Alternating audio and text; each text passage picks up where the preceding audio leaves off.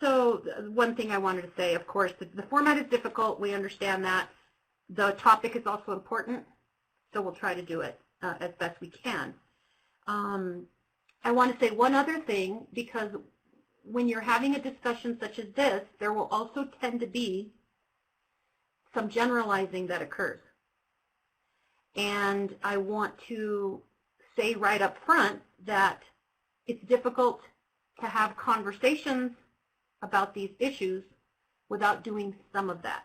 The caution that I put forth is ensuring that when that occurs, we view them as possibilities for further discussion, to ask questions, not for stereotyping.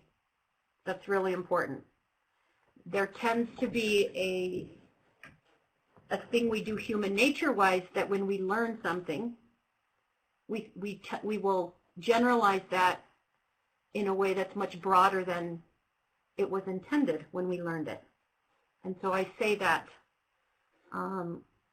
going forward, so we make sure that we take in this information as possibilities, not as in a stereotype, not in a way where we stereotypically view people. And I say that because as we begin, our objectives of learning this information will be so that we can be all on the same page about the concepts that we're using related to culture and oppression, that we can understand it in a way where we examine our own identity and analyze how that impacts our relationship with others, and that we can explore the relevance of culture in systems and organizing spaces.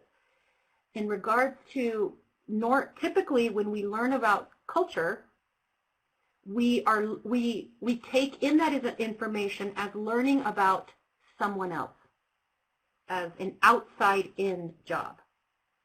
We are trying to reframe that paradigm and recognize that understanding these issues is about examining our own identity, not learning about someone else.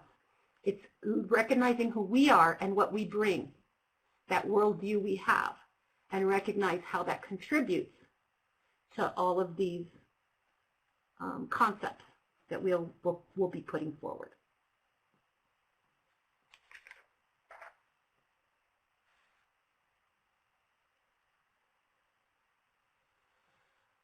So with that, it takes us to this concept of how we have traditionally viewed culture. Historically,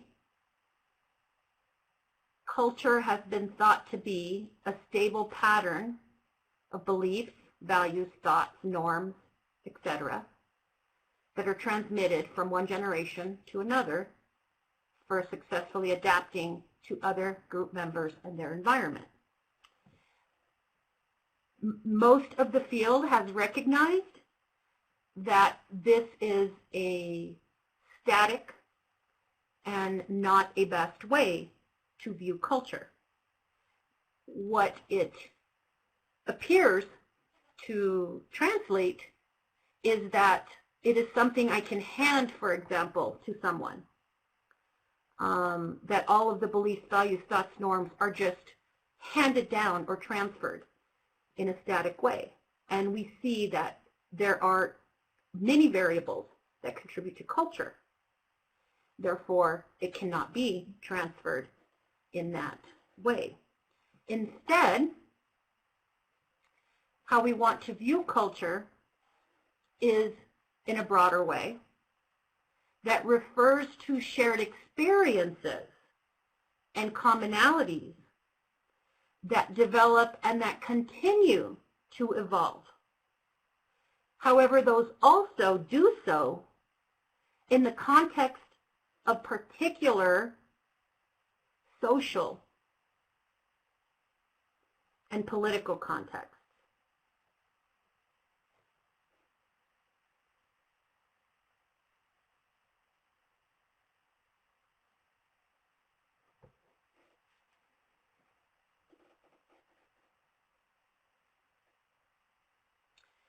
those particular identities will include those listed here, such as race, ethnicity, national origin, sexuality, religion, gender,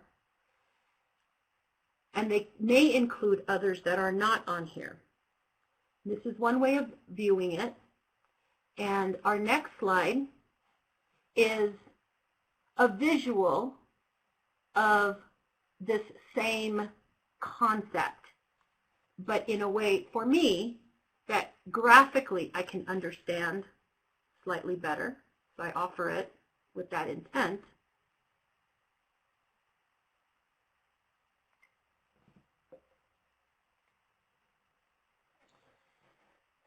So in this graphic would be a representation of each of our cultures. So in this context, understanding culture is not about learning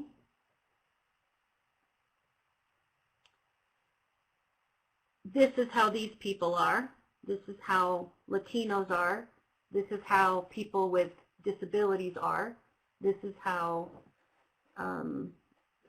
English as a second language speakers are.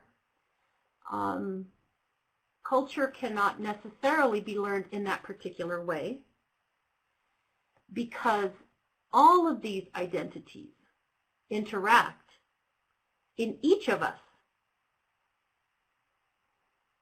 to determine our particular culture and our worldview.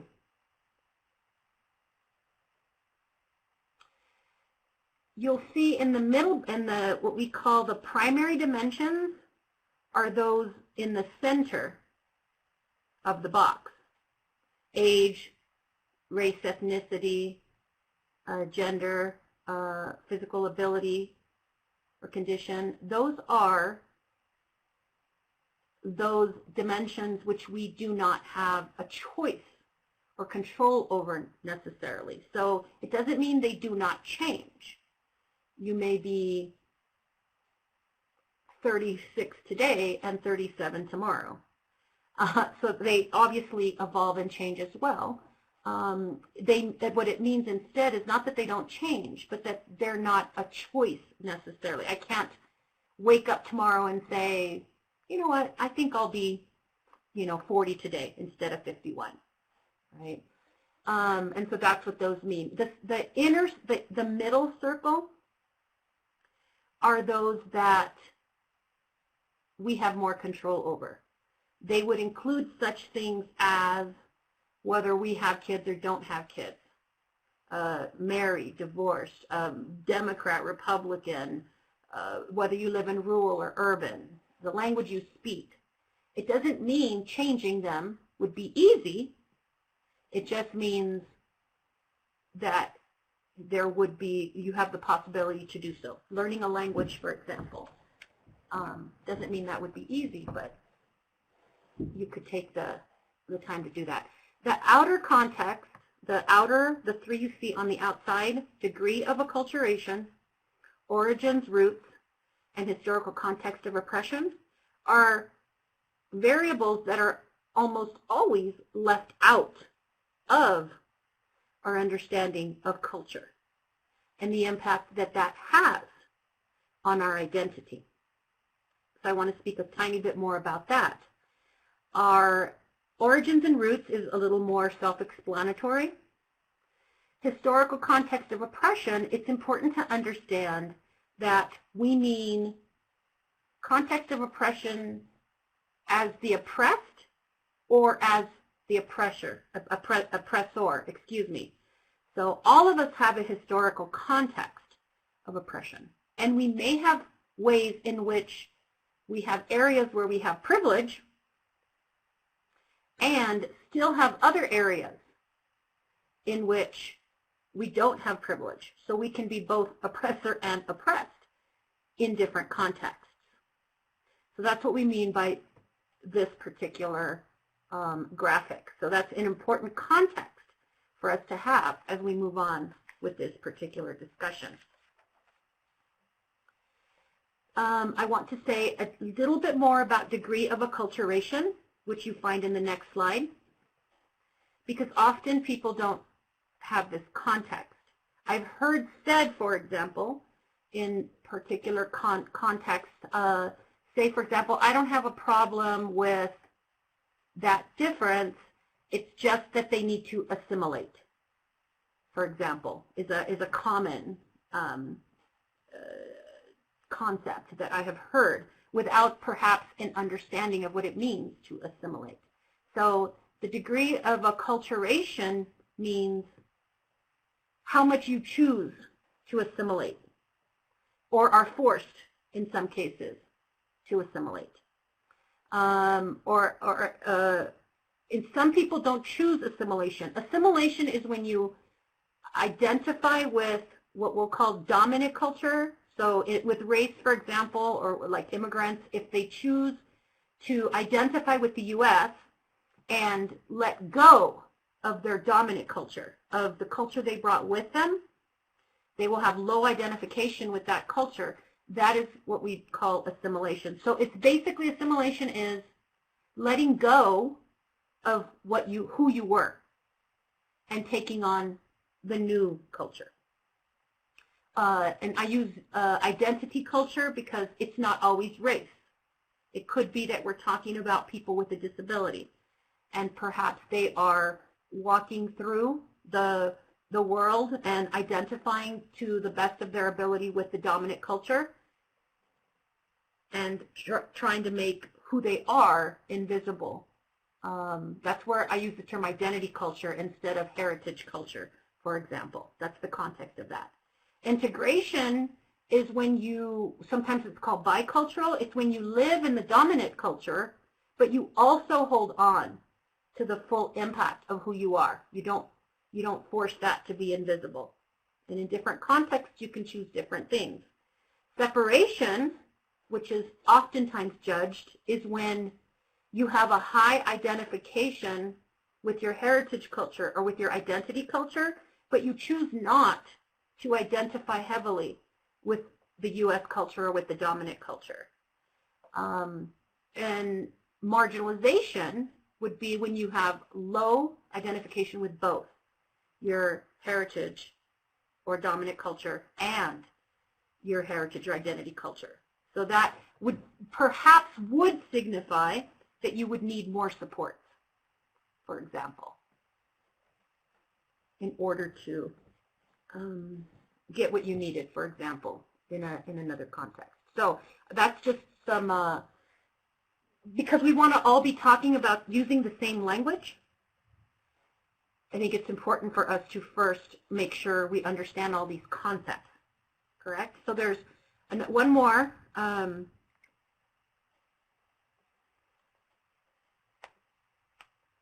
concept that we want to make sure we're aware of, because what this demonstrates is why learning about culture in the way that we traditionally have been is problematic. Because there's an assumption then that we know something about a human based on one element of their identity. Which is why it's important, this concept of intersectionality. Intersectionality was coined by Dr. Kimberly Crenshaw.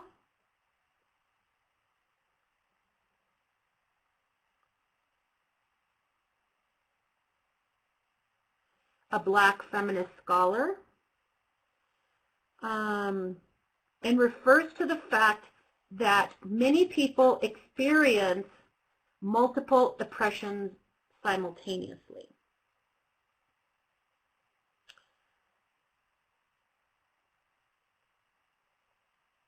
And that there's many aspects of identity that we have to consider. For example, migration status is not just about immigrant or non-immigrant. It could be about, immigrant versus emigrant, citizen versus resident, on a visa, refugee, expatriate, newly immigrated, immigrated 30 years ago. It's much broader. And all these attributes contribute to a person's identity and culture.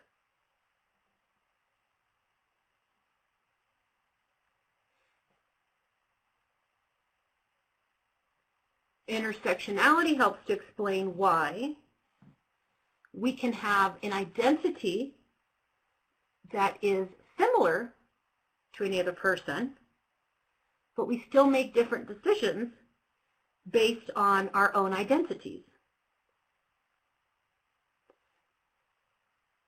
related to all of these aspects of intersectionality. In addition, the importance of understanding intersectionality is not just about understanding that all of these identities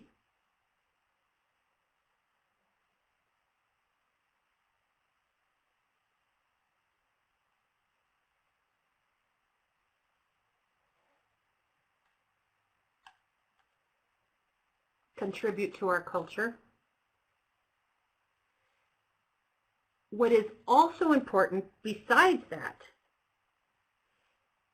which gets left off many times, is how these intersections between identities interact with systems of oppression.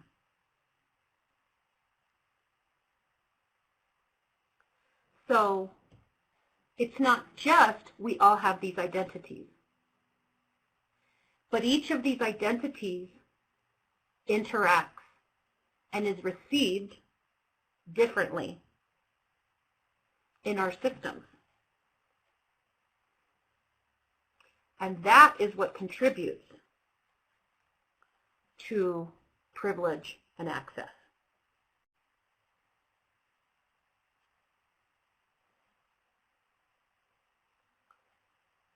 So moving on quickly, so we all mean the same thing, so we all understand what we're talking about when we say privilege and access.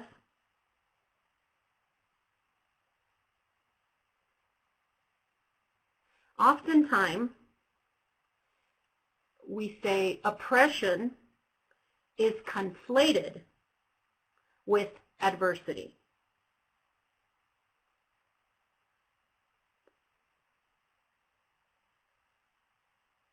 Making it very difficult to have conversations about oppression.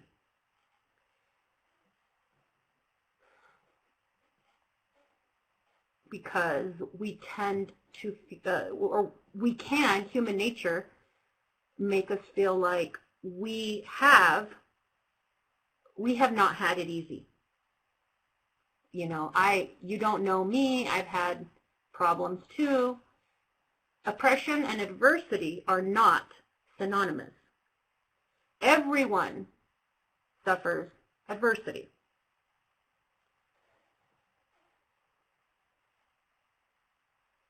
Instead, what we're talking about when we talk about oppression is privilege, and where you have privilege and where you haven't had privilege, and how systems of social control or of dominant culture have created patterns for whole groups of people that are about their identities, not about a particular difficulty that one had as an individual.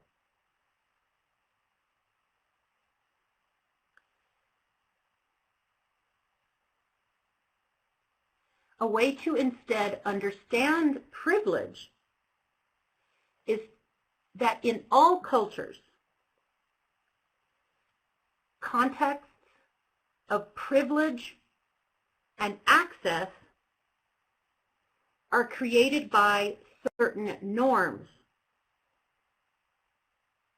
against which all other subgroups are compared.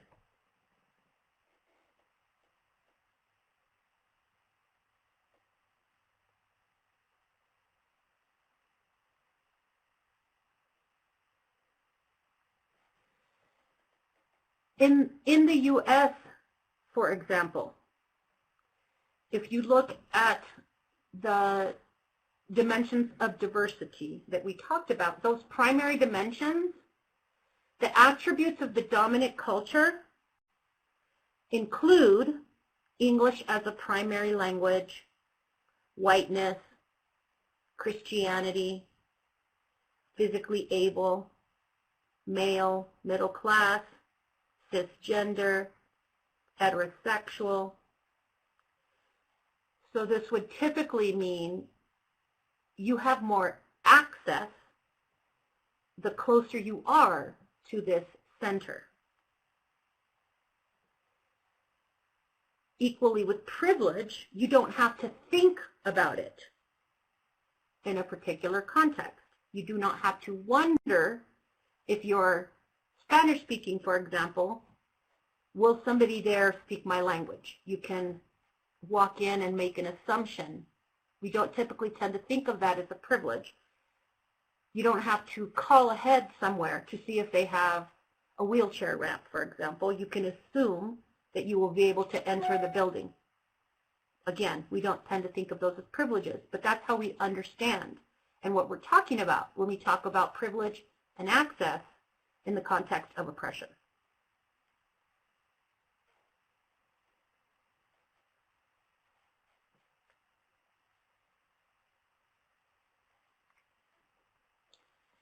Oppression is another term that we toss around and often make assumptions about what we mean and about whether we all are thinking the same thing when the terms are tossed around. And so this particular, I find it easier to have graphics to explain concepts that are very difficult. So this is my attempt because oppression is a very complicated concept and issue. I have oversimplified it for the purposes of getting us all on the same page about what we're talking about. So I want to put that up front, is I oversimplify it so we can understand it. However, it's more complicated. But to explain this cycle, so we all kind of, I've been in trainings where we ask who understands what oppression is, and everyone raises their hand. But when you ask someone to explain it to others, it's not something most of us want to do because it is so complicated. But what we basically mean when we're talking about oppression, again in an oversimplified way, is there is a myth. There is some kind of misinformation that has been received. There's some kind of stereotype that somebody learned. I call it, it's the story we created, right? When we, with lack of information, we will create the story based on everything we've learned. So that leads us to how this gets reinforced. So those myths, they then become socialized, and they're reinforced by our institutions, by our culture, by our government, the media, family, education, religion, by our friends, by those people that are part of our circle.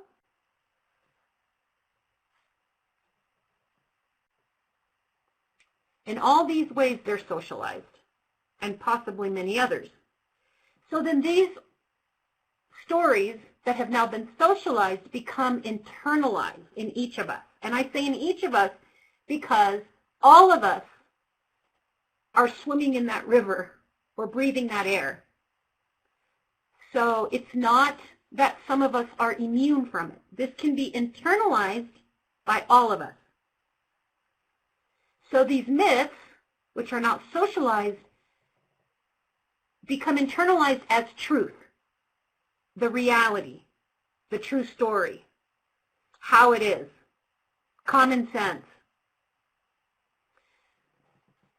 These are all ways that it's internalized. And so this difference, because everything is measured against the dominant culture, so this difference now becomes the deficit or the weakness, the thing we need to change, the thing we need to make better or educate, because it's different. That's where the internalization occurs. And it can occur in the oppressor or the oppressed, or in the agent, you know, or the target, whatever language you choose to use. It can happen for either. For example, you hear people that are saying, well, if they're going to call me a thug, I'm going to act like a thug. That is an example of how internalization can play out. The opposite can also occur. There is a study of young girls who have been told, for example, girls have been told all their lives they're terrible at math and science, so when they don't do well, it's like, oh, well, that's just, girls aren't good at that. However, when they've done studies now where they tell girls, they give them a test and tell them, for example, you are amazing. You have an incredible aptitude for math and science. So we're going to put you in this special class and, you know, to foster that even further. And these are all girls who did not score well in math and science. And after being told they have amazing aptitudes and put in these classes, their scores have shot through the roof, right? And so that demonstrates the way how we're socialized, for example, can be internalized, both in negative ways and in positive ways. And none are, and so that's a really important kind of concept. So once it's internalized, then it will influence our behavior. So now we'll have behavior that reinforces our prejudice that can be oppressive. So this is just a quick kind of way to demonstrate how the cycle works and how it can affect all of us. It's still theoretical. And so in the next slide, have put an actual myth so we can dig a little deeper.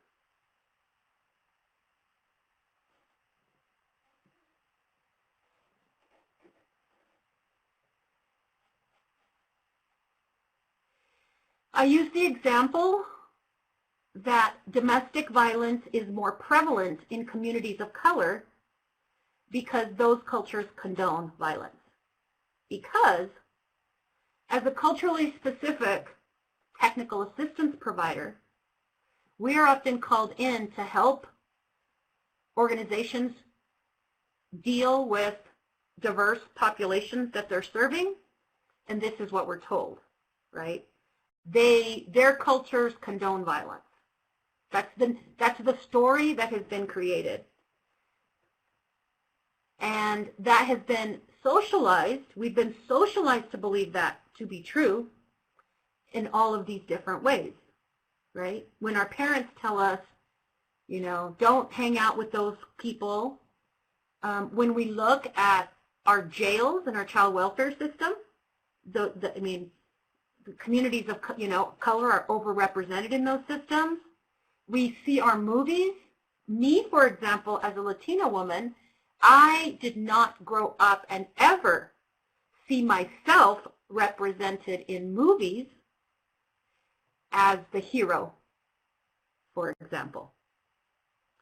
So, and as a matter of fact, in most of my favorite movies, the Latino was the mugger or the gang member. So that's how those are reinforced. There's many different ways where this idea that we're more violent gets reinforced in ways we don't even recognize. So then that gets internalized. Again, it can be internalized in both the target and the agent of that oppression.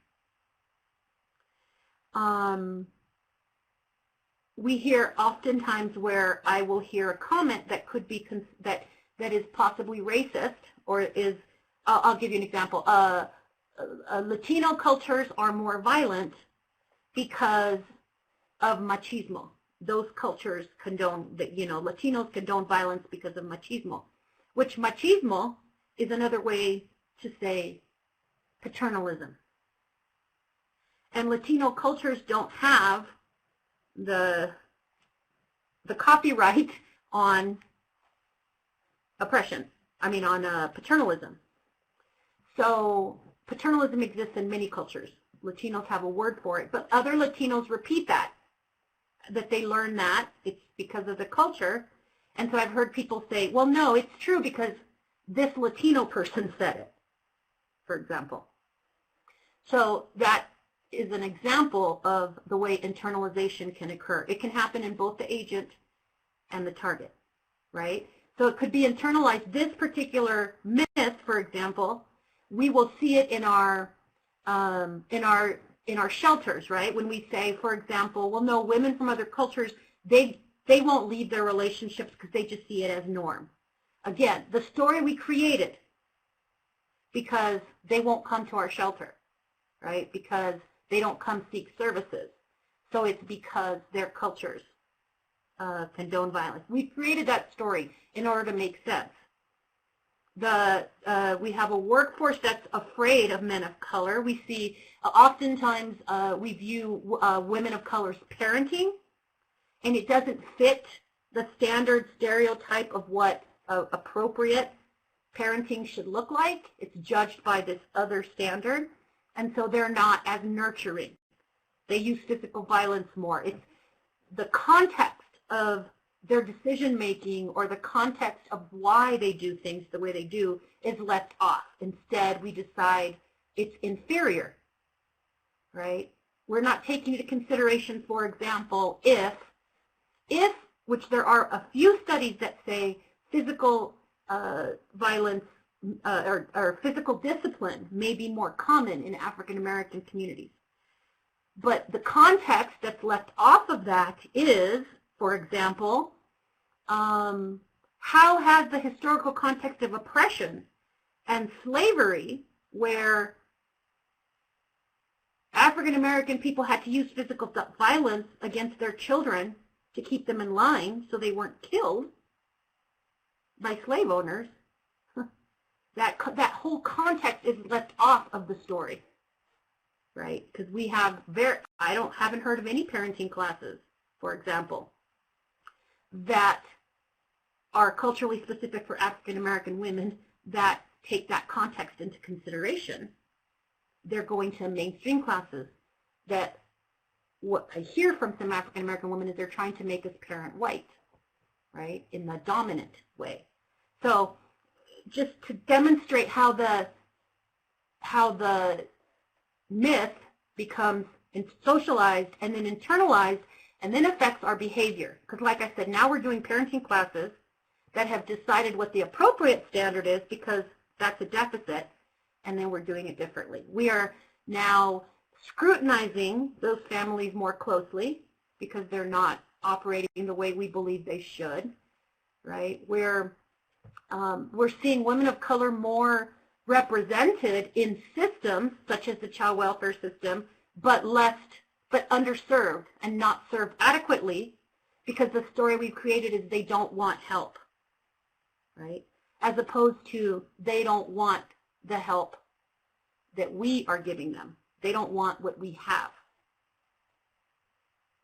right? So again, the story, so then once our behavior changes, we see that they're not coming back for services, for example, so then it reinforces the myth. So again, this is an oversimplified way, but an example for us to understand how this cycle plays itself through.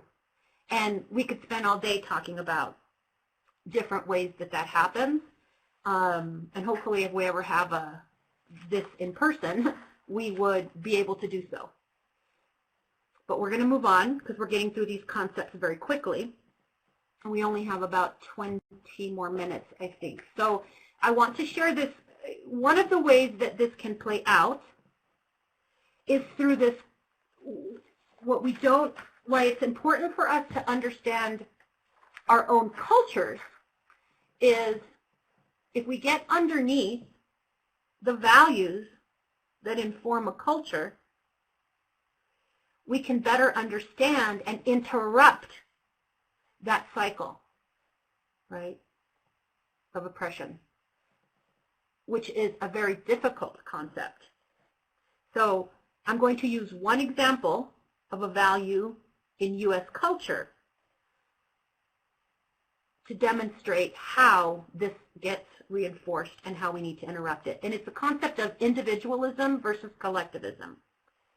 I have done an activity across the country hundreds of times where with service providers, where we try to figure out as individuals whether we tend to fall towards more individualistic mindsets or towards collectivist mindsets. And in almost all rooms, whether there be 40 people, 100 people in the room, there typically is only one or two people who in the activity land on the collectivist side. So why this is important is it influences all of our interactions and communication. For example, if you have an individualistic mindset and you're working with victims and they are not moving in the direction that you want them to, or viewing things the way you want them to, a common thing for us to say is, because maybe they're worried about, well, what about my family and what about this, that? So we'll say, you have to take care of yourself first. And I use that example because it's probably one that most of us have said out loud, and without recognizing that that comes from an individualistic worldview. That in an individualistic culture, which is what the U.S. is, it doesn't mean every person is individualistic. It means the culture tends to value that viewpoint. And because it's identifying primarily with the self. Our sayings, such as you have to take care of yourself first, pull yourself up by your bootstraps, all of those demonstrate this value on the individualism. That if you take care of yourself first, that will guarantee the well-being of those around you. Where in collectivist mindsets, the survival and success of the group, looking after the collective, is what will elevate you as an individual. In an individualistic culture, independence and self-reliance are stressed.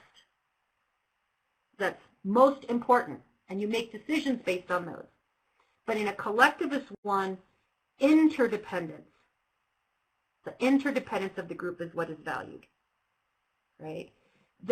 In a collectivist society, group members are close psychologically and emotionally, but distanced toward non-group members. This story usually plays out, for example, when we hear that, I'll use Latinos because that one I hear a lot, is Latino people are very private. They won't share what happens in their home behind closed doors. Again, a story that has been created to make sense of what someone sees happening.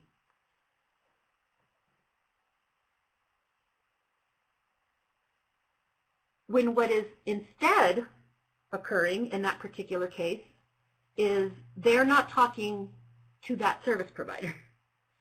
I, as a Latina, do not find Latinos to be very private.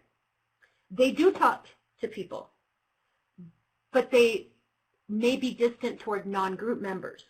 So they might be talking to other Latino people. They may tend to distance themselves. Religion is another one that could fit in this. Collectivists, a lot of people of color, for example, go to their faith, and we see it as faith is either a problem. Sometimes we see it as, well, it's their religion, but we see it as religion of something they can leave or stay in. We may not necessarily see religion as a part of their identity, where in collectivist cultures, it's not where they go to practice their faith. It's who they are. It is a part of their identity. And that is an important distinction. Otherwise, we will be playing out and not create different pathways to understand and interrupt this cycle of oppression.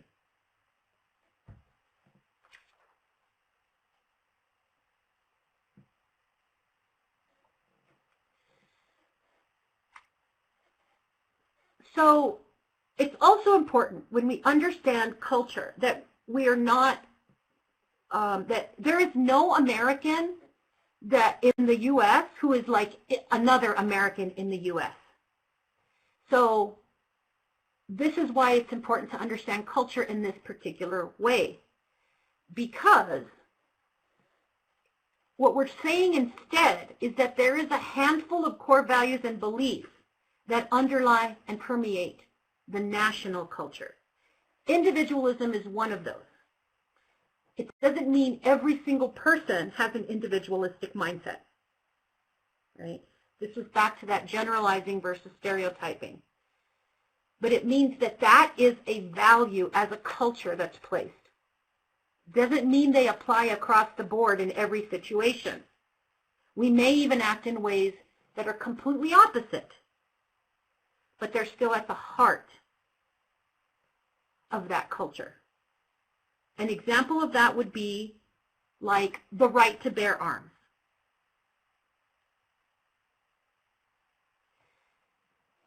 The right to bear arms is at the cultural ethos of the value in the U.S.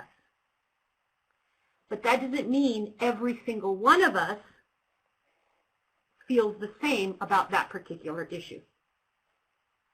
Right? This is the problem why when we learn about other cultures in stereotypical ways,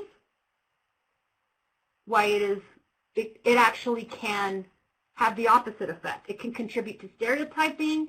It can lead to more oppression because we are now treating all people the same. And the best kind of way to understand that is if someone outside of this culture, outside of the U.S., learned about the values of the U.S., what assumptions would they make if they applied those across the board to everyone? And we can see that those would probably be problematic. But we still sometimes operate in that particular way. So it's important to get underneath what the values are that underlie American culture, because it's not necessarily about judging, examining, and learning about someone else's culture. It's about recognizing our own culture and thinking about how those values manifest in our own organizations, in our own interpersonal relationships, in our work with survivors, and in all contexts of the way that we experience the world. So some of those, hopefully you will examine these more, because like I said, this is more like a primer where I'm throwing a lot of things at you that require a lot more discussion. But some of those concepts are things like, I said, the right to bear arms, individualism. They are things like objectivity in the U.S., for example, evidence-based practice. And if you didn't have objective randomized trials, then the information that is, if it's not documented, if somebody didn't study it, it's less relevant. There are things like patriotism, right, in America. Things like fear of open conflict, where we don't discuss, you don't challenge, you be respectful and you be nice. There could be things like, I always say there's a sense of urgency in the U.S. Everything needs to be done. It needs to be done well right now. Numbers are more important, right? Data quantity, the quantity of how many you did. Yeah, right. Do 10 webinars is better than quality. Maybe only meeting with one person, but doing it in a very comprehensive way. Right? One has more value than the other. We could go on. And I say it's a primer because it's important for us to examine what these things are. For example, that you have to be doing things all the time. That one's really important, and we don't realize how it then impacts all of our work. I say that's right. It's against the law in the U.S. to stand around doing nothing. Right? We call it loitering. And we don't think about that, but that is a value that we have. You cannot stand around doing nothing. We call it loitering. But what happens and why all of this context is important is because there's loitering laws at malls, for example. But if there's 4 women with shopping bags standing outside of their car, chit-chatting for an hour and a half before they leave, although the law exists, is someone going to call the police? It's unlikely.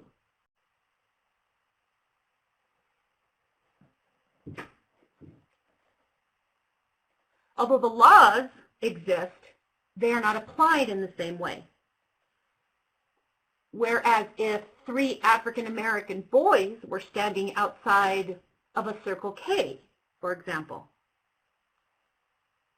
is it likely somebody, maybe the owner inside, is going to call the police? Because it's undesirable for other customers. That's the context we're talking about how oppression needs to be understood, to be interrupted, because it influences every aspect of how we do our work, how we operate in systems, how laws get applied, and how oppression continues. Much more complicated, but I just wanted to throw those out there as a way to understand and get on the same page about what we're talking about when we're talking about these particular concepts, which again, in a way I'm oversimplifying, and in a way I'm also trying to get underneath.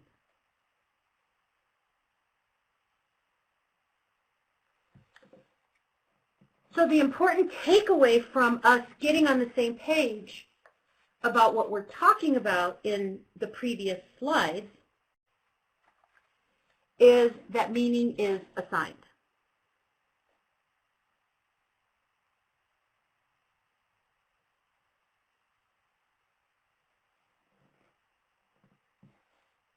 When we see other people's behavior, we are viewing it through our own cultural filter of what our culture tells us is happening.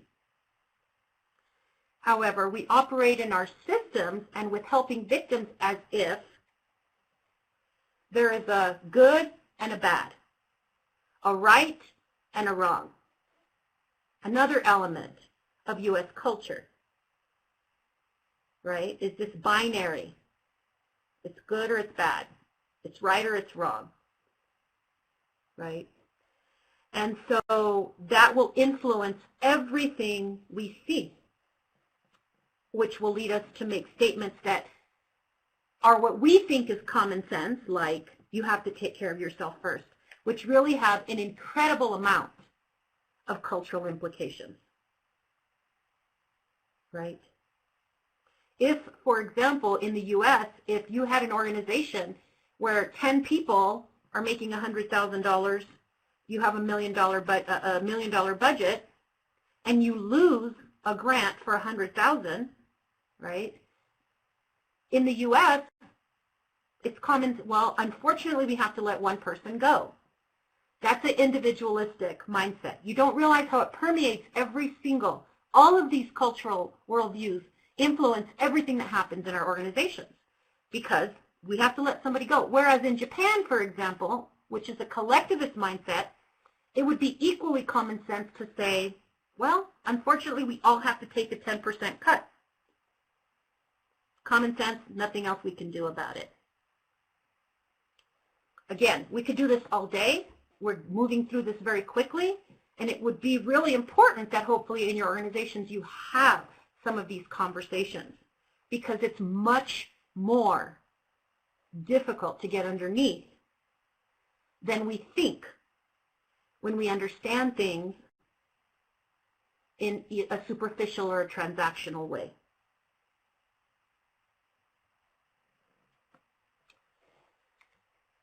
So instead, what we need to recognize about culture is that it is the learned and shared knowledge, beliefs, rules, customs, etc. of a particular people that are used to generate social behavior at any given point in time. So culture makes each of us who we are, but it's a combination of various identities that contribute to our culture, and every single one of us has it. It's not something other people have that we need to learn about. It's something that we have, that we bring to the situation, and that if we're not careful, we impose in the situation. And it's important to remember that organizations and systems have cultures that are embedded in these worldviews that can be oppressive and that need to be examined as well.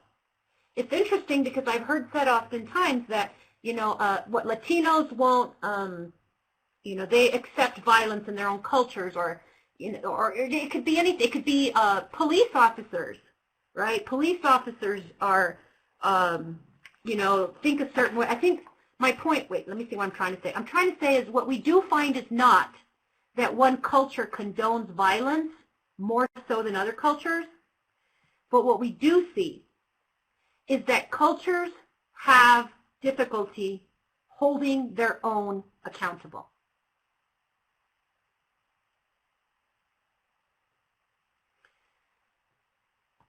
Which is why I said the police officer. Law enforcement has a culture also, right? And when you understand and live within the culture, you see a context that others might not see. And so it influences what you see, what you accept, what you think you have to respond to. Similarly with certain communities of color, politics, whatever it is you're talking about. Child welfare, when somebody, an outsider, is trying to give them a particular worldview, and the nature is to say what you have to understand is, because you're outside the culture so you don't understand, so they're trying to make you understand why they have to operate. All these things is what makes it so difficult to create new pathways, but something that we need to think about. Otherwise, we will be perpetuating the same oppressions, right? We need to understand that communities have different cultures, and it's influenced by all these things. And if we want to interrupt that cycle, if we want to understand the oppression, and instead be working to promote equity, then we need to get underneath all of these and figure out ways to create new pathways. So this concept, I want to take us to this concept of the cultural competency continuum. This is created by Terry Cross. It's not my own work. And I apologize for the graphic makes it appear as if it's hard to do a graphic. The bottom line is that you may live in, it looks like you can only live in those two that are connected. And that's not the case. They're not static in that particular way. But the important thing that I just want to say about this slide is oftentimes we think that we'll say stuff like, well, we help everyone, right? That's what you're operating from a place of cultural blindness. So you're dismissing differences, and you're perhaps providing services with the express philosophy that you're unbiased, or that culture doesn't make any difference. That the helping approaches that you're using for the dominant culture can be universally applied for everyone, right? And you're also in that place, you're also encouraging assimilation, right? You're saying everyone needs to assimilate in a way. So cultural, we oftentimes think, I don't see color. We hear that, right? As if that's the right way to operate. But I offer this to say that is problematic. And many organizations and service providers actually live in this cultural incapacity. You know, the left side of this continuum, the left three circles being more harmful. The incapacity, it means you don't intentionally seek to be destructive, but you lack the capacity to serve anyone beyond the dominant culture. And so that is problematic, right? The culture destruction, that's kind of what we're talking about, like genocide, right? What we're trying instead, and I like to say increasing our cultural capacity, because this cultural competency term is also quite controversial, because it assumes you get somewhere, you get to the place where you understand, and that doesn't happen. You don't land finally. But instead we're moving towards acknowledging and responding, doing things different is what we're talking about when we talk about this pre-proficiency. Cultural proficiency, the closest I can get to explaining that is when you actually are contributing to the knowledge base, for example. You're operating in a way, well, it doesn't mean you're not learning anymore, but you're operating in a way that is still developing your own cultural capacity, but you're also adding to the knowledge base of culturally competent practice. You're elevating, right, certain standards. You're publishing and disseminating results of demonstration projects on race, equity, other oppressions. You're hiring, you're elevating the equity specialists for staff and people who have knowledge of the community they're serving. You're prioritizing different things.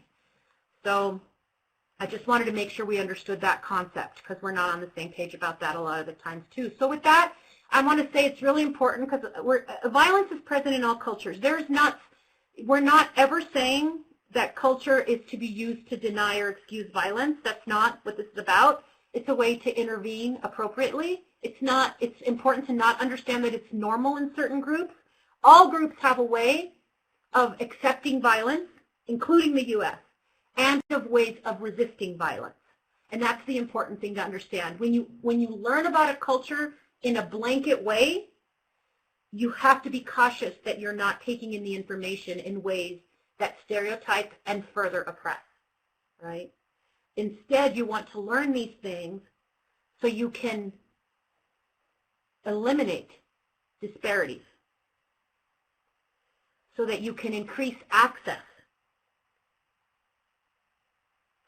and so you can improve outcomes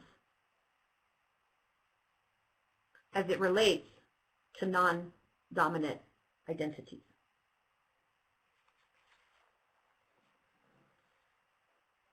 We're not going to go through all of these slides, but I included them because I think it's really important to understand the context of why it matters, right? People of non-dominant cultures have fewer options. They have less access. They have bad experiences with people that are supposed to be helping them. They have different perceptions of what is available to them, of what they need.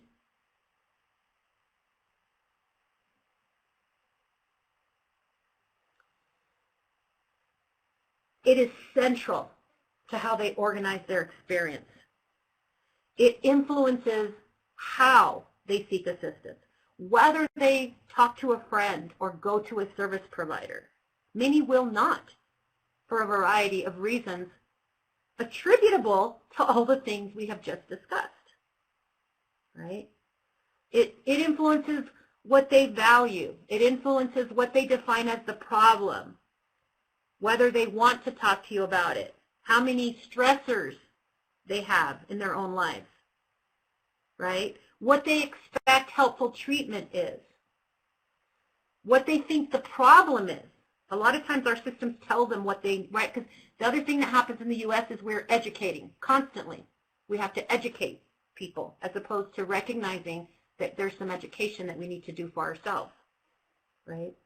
Again, we're not going to go through all of these, but I offer them for you so that you have an understanding of why all of these concepts matter, right? Communities, underserved communities have experienced lots of institutional racism and systemic bias. They mistrust the systems, right? They are not offered oftentimes the alternative resources and services that they need. And there's barriers that are, we don't tend to think of the risk of the systemic intervention, but that is particularly important in underserved communities. That's a new concept for many. A lot of times we think of barriers as individual challenges that people have, but we don't think about how the systems and the interventions themselves is what creates the risk. Again, these are all concepts that need a lot more time, a lot more discussion, but that we wanted to put forward so we're all on the same page about why all these things were important, right? It's why you can't take these topics in isolation. You can't be helping communities of color if you're not also concentrating on the fact that they're all in low-paying jobs, that they have immigration issues, right? These are all, that there's tremendous within group diversity, that they don't all need the same thing. If these are not all things that are at the forefront of your thinking and philosophies around what you're doing, then it's going to be problematic. So instead, what we're wanting to do is move the conversations from how we've been having them to how do we increase our cultural capacity. And these are just a few things to think about as you start moving in that direction. Again, we can't do it all in 1 hour and 10 minutes, but it's really important that if you're trying to increase your own cultural capacity, the #1 step is to be aware of your own biases, prejudices, and your own knowledge base and where that comes from and what worldview you learned that in. That you recognize your professional power and avoid the imposition of those values, which we will tend to do on a day-to-day basis, just as we manage our lives. That we instead gather information within the context at hand, right? That we ask a lot of questions.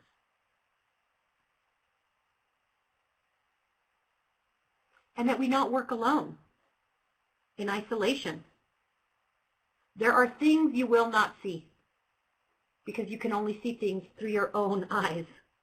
So you have to work cross-culturally. You have to create linkages and collaborate with culturally specific individuals, groups, organizations, experts. You can't do it on your own.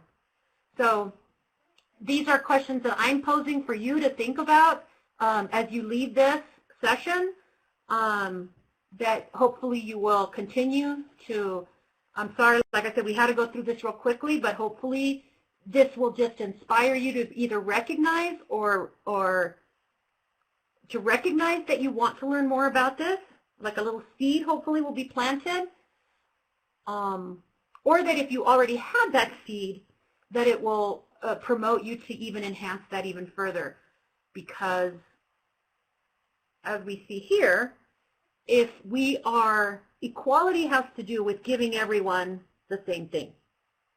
This is interesting because this picture is even problematic and is controversial, and if we had time we could discuss this picture because it also assumes a level playing field, which is not the case, right? Some of these boxes are actually in a hole, and it has other problems, but I use it just to demonstrate that when you're giving everybody the same thing, and we think of that as equality, that doesn't mean you're going to come up with the same outcome. Everybody doesn't, if what you focus on is the outcome, then you recognize that to get to that outcome, you need a different thing. And that's what we're talking about when we're talking about equity. And equity is the concept that we work towards as opposed to equality. Or that's more ideal. So with that, hopefully, we didn't get a lot of chance to talk about it, but this concept of discomfort is really important because a lot of people conflate comfort with safety in the social justice field. If somebody makes us uncomfortable, we want to remove ourselves. It's a trigger. That's conceptually very important when you're dealing with trauma and working with victims. However, when you're trying to educate yourself on the concept of race, it can become very problematic because if you conflate safety and comfort, and then you do not grow and learn and challenge yourself when you're uncomfortable. And that's going to be necessary in order to have these more difficult conversations about oppression, right? And recognizing the ways that what we've been doing could be harming people, right? So we want to make sure we increase our own awareness of our own cultures and our own privilege and our own biases. That's the first step towards being able to do this work. Right? We want to recognize that we are assigning meaning based on our own cultural lens, and instead switch that to work from inside the worldview and the culture of those we're trying to help. And that's what we would need to do if we were trying to promote equity. So with that, I'm going to turn it back over to Jorge, and then we have a few minutes, maybe like 10 minutes, 5 minutes for questions or comments. Thank you, Ruby. Can you hear me? Yes. Thank you, Ruby. And yes, let's invite participants to, thank you. Let's invite participants to chime in and see if they have any questions for you as we are kind of moving to the Q&A session. I just want to say thank you, Ruby, for grounding us on the terminology and also inviting reflection and collaboration as we do this work. I think it's a lifelong process as we unpack our privilege, our power, culture, and the way that it manifests in relationships. So the invitation for reflection, I think, is really greatly needed in this work. So I want to invite participants. I want to invite all of you to ask Ruby questions. We have a few more minutes for Q&A. In the meantime, Ruby, you know, I think a lot of people who are going to be listening or have been listening to your to this webinar may have a lot of aha moments. You know, as you discuss oppression, as you discuss culture, the way that our implicit bias or biases affect relationships. I'm wondering if you could give us maybe from your experience some ways that you support organizations through technical assistance around oppression, around grounding them, and power, creating a more liberatory spaces for staff, for clients to thrive. So I'm wondering if you could give us some example of those assistance that you have given to organizations or some technical assistance that you have provided. So just maybe giving some people some ways that you can support them in the work. We prefer more comprehensive TA than, like I said, these webinars are very difficult because you're opening up a lot of very complicated concepts that you want to be able to actually dialogue on. Points of clarification is always needed. People will be like, are you saying this? Is this what you mean? you know, especially when they're challenging their own paradigms. And so what we do have is through this project, we're able to provide comprehensive technical assistance, which we do we're not able to just do a phone call on this, right? It's not like someone can call us up for a 20-minute consultation and we're going to help them work through all these issues. How we tend to work with organizations is that they will contact us and we will work with them for an extended period of time. We have several organizations across the country where we have been able to work with them to examine all of these issues. One of the things that we have found is when people start trying to go in this direction, it can wreak havoc in an organization because you want to do this work, but then you realize there's a lot of conflict and a lot of tension because you haven't first built the trust to be able to engage in the conversation. So a lot of times we've been helping organizations prepare to even have the conversation. We have gone in some communities in Idaho, in Maryland, and a couple of other states have had us come in and do this workshop. We actually do this in a 2-day.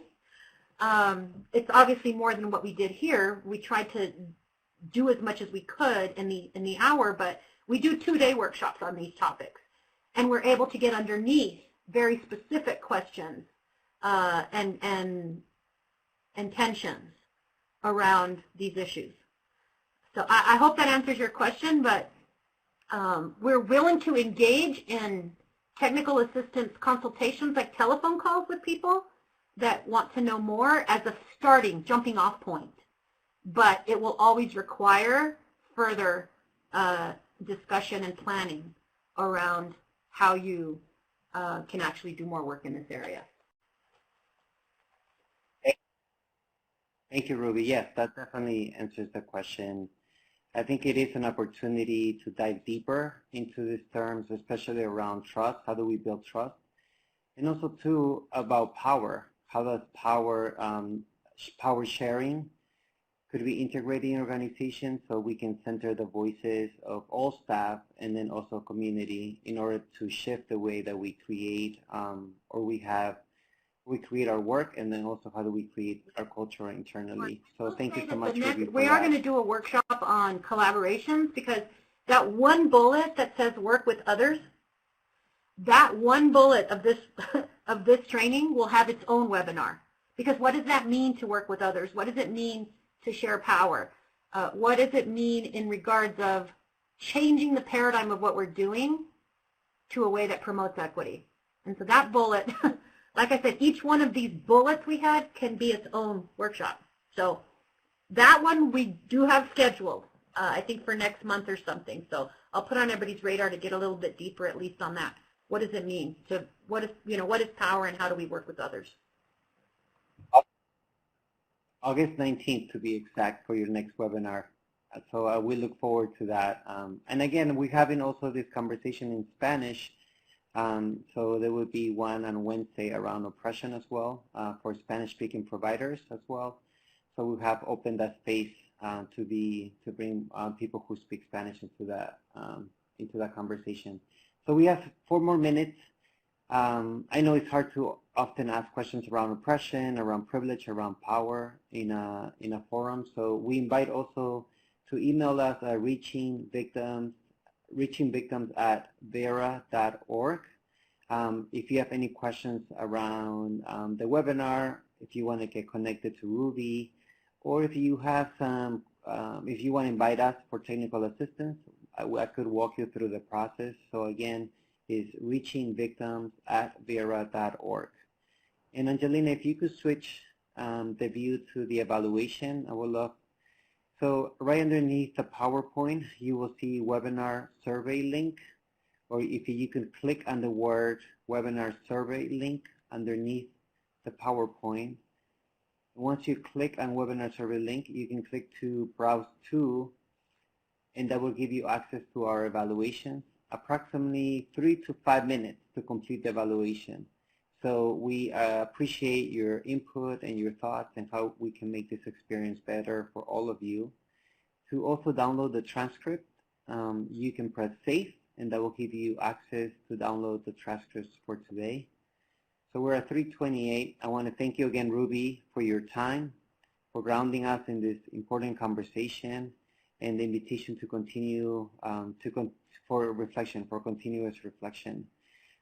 Anything else, Ruby, before we close out the No, room? I appreciate everybody's time, and like I said, we introduced a lot of information that typically we would not want to do in an hour and 10 minutes, and so if anybody would like further, a further discussion, please contact Jorge so that we can kind of manage any kind of follow-up that might be needed. And the one way, I think, as you go back to your organization, if you share the recording with your staff, if you give people the materials and questions come up as you are discussing or involving in critical thinking and critical conversations, then we're able to bring your needs and wants through our TA. So again, thank you so much for your time today. Again, you can reach us at reachingvictims@vera.org. And I want to thank all of the staff, the interpreter, the captioner, and all of the staff at Vera who makes this possible. Thank you, and have a great afternoon and a great day.